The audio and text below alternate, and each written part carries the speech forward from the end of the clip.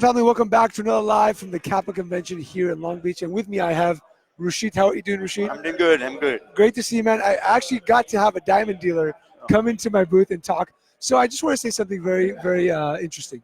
It wasn't until I think it was the Dixie Convention last year that I Yes. actually got to hang out with you guys for a little bit. And we Okay. sat down and we talked. And I talked with your friend. I forget what was his name?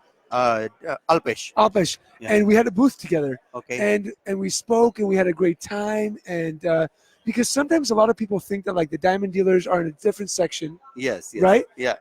They don't eat, they vegetarian, and so and so there's not a lot of like mingling going on. Yes. But what I Yes. Yes. realize is that like you guys are awesome people. You Yeah. guys are here to do business and Yeah. feed your families. Yeah. Sure. Sure. And so tell me why you guys chose the pawnbrokers to do business with, especially Kappa. See, I started. My first show was in 2008 with the NPA. Okay. I was originally jewelers and like a diamond wholesaler, and I find that there is a lot of things going on. People buying the used jewelry and they're melting. I don't know even the pawnbrokers word because I'm from India and I don't know what the pawnbrokers. Yeah. So then I was just driving by and I see the sign pawnbrokers and we buy the gold and I said, wow, it's interesting. Let me go in. And they were selling some jewelry. I showed them just some jewelry, and at the same time they were buying some gold. And I asked them like, what you do with the diamonds? They said nothing. It's sitting. We don't do anything. I was surprised that wow, what's that? And that the same day, I decided that I'm not going to do any more jewelry. Let me do a little more research about this business. Okay. I pick up the phone, and one of my friends told me that, hey, this Windy City pawn in the Chicago, Okay. Yeah. they have some diamonds. I call them. They say, we don't sell to walk-in people. We sell only twice a year. I say, where are you selling? Say, in the pawnbroker show. I said, what's that pawnbroker show? It's NPA show. Oh my God. Right away, I pick up the phone, call Dana, and just book my booth. And that time we were only 3 people. So basically, I'm with the NPA like since last more than. And so what about Kappa here in Yeah, California? Kappa, yeah. So same, as soon as we started the NPA, we realized there is so many regional show. And the same year I started the Kappa. Basically in 2010, I started the Kappa. So you've been coming to the shows for 9 years. Yeah, it's more than 9 years actually. Nice. So support, just to let you guys know, the diamond dealers have been coming for a long time, supporting the industry for 9 years, putting up a booth. It's not cheap to get a booth. Oh yeah. And to fly and the hotel and it takes a lot of work to get out here. Yeah, but the other side, it's not cheap, but we learn a lot of business other than like buying the stuff. Yeah. We learn about the industries. Yeah. It's the the exposure what we got here. It's enormous. Awesome. And we met with the completely different community. The business model and everything is different. Everything is different. Yeah. It's interesting. Yeah. And by my opinion, pawnbrokers are the smartest businessmen because they are the bankers. Yeah. They know how to do business. They know what's the good, what's the bad, what's the future. They have a good vision, basically. Good vision.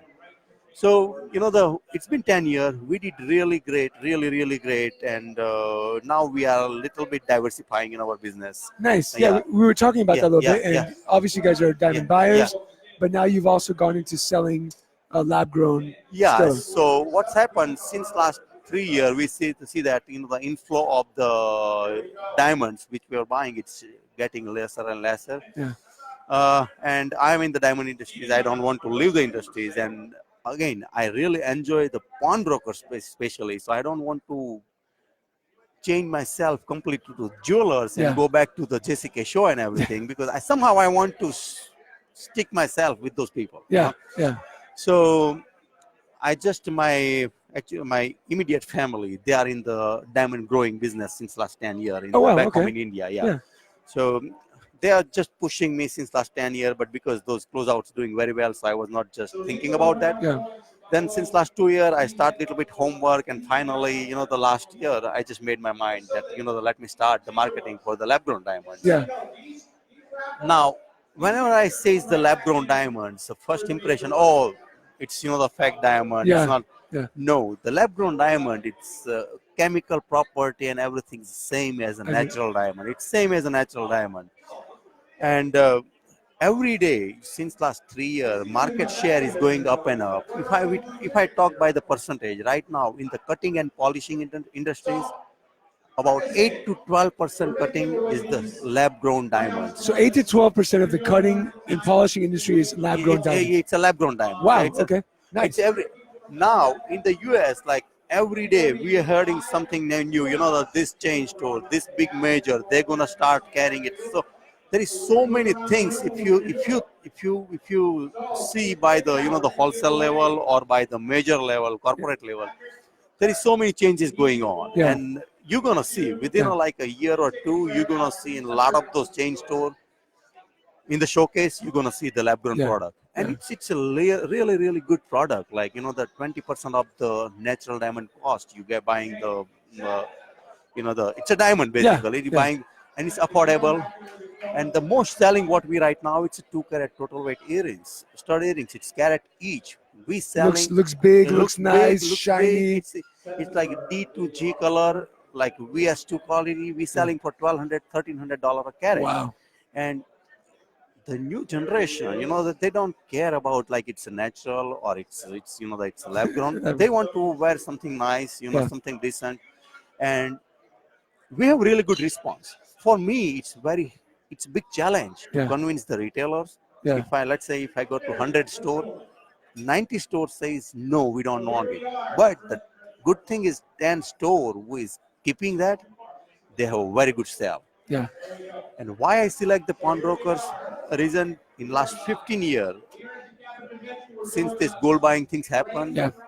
pawnbrokers, I noticed one thing that they are getting very well educated about the jewelry market and jewelry business. Yeah. Very well. Well, and I'll like tell you why. Because the gold was going up yes, and then it stopped going up. We have to become smarter because of the yeah, margin. exactly, So we start yes. educating ourselves a lot more. So market teach Yeah. them Yeah. everything, Yeah.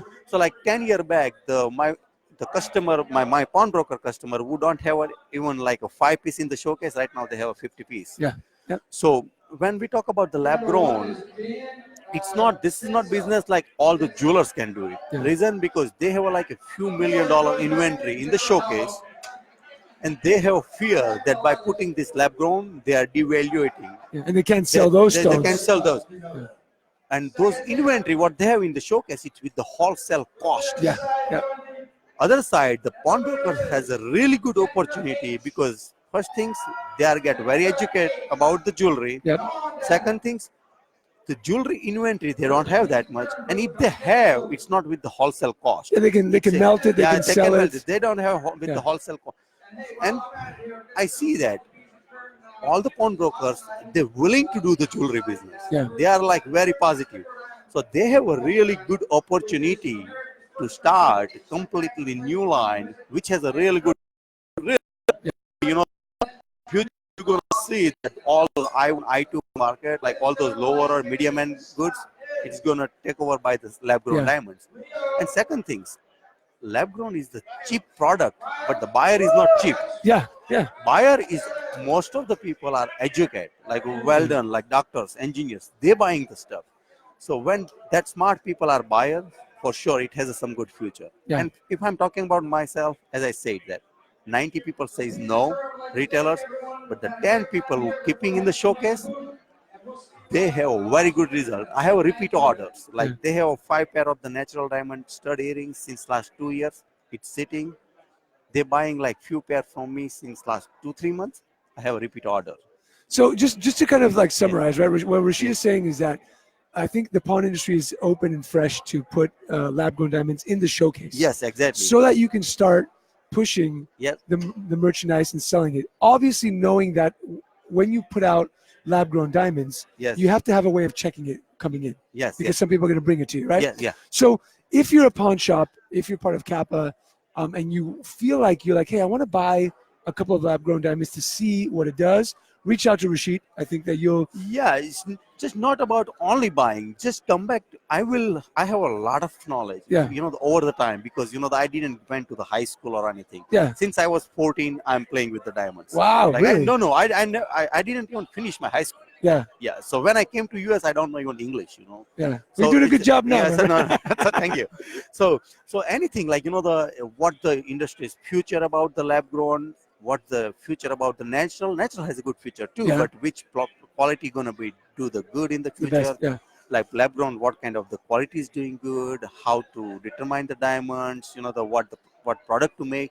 There is so many things I can discuss. You know, that I'm not here to about only sell my product. Yeah, To no. educate the people. For So you sure. know the if you have a good education, if you have a good awareness, it's good for our Yeah. business. You know? So come and reach out to Rishi, who's here at the Kappa Yeah, convention. sure. These guys are supporting Kappa. You guys, doing very, very well. And I like the idea of trying the CBDs out in the stores to see what's going on. Yeah, sure. Reach out to Rashid. Rashid, thank you so much for being You're here, brother. welcome. Thank you. Thanks Again. for Thank you. supporting Thank you. Kappa. And I also want to say something. I've been coming to these shows for a very, very long time. And I'm embarrassed to say that it wasn't until last year I've gotten to hang out with you guys. Oh, as you say that, you know, we are not that much mingling, you know. Yeah, As you say that. it's I'm kind of like sorry the to say diamond that. dealer. The diamond dealers are over there, and Yeah. then everyone else is here. Yeah. But understand that these guys are awesome guys. No, we always willing to work with everyone. It's Yeah. all the diamond dealers, you know, that they're Yeah. very good, very friendly people. Yeah, they're and, you awesome know, guys. Yeah. Awesome. So thanks. Stay tuned for more Yeah. here at the Kappa convention here in Long Beach. Thank you so much. Oh, thank you, Kappa. Thank you.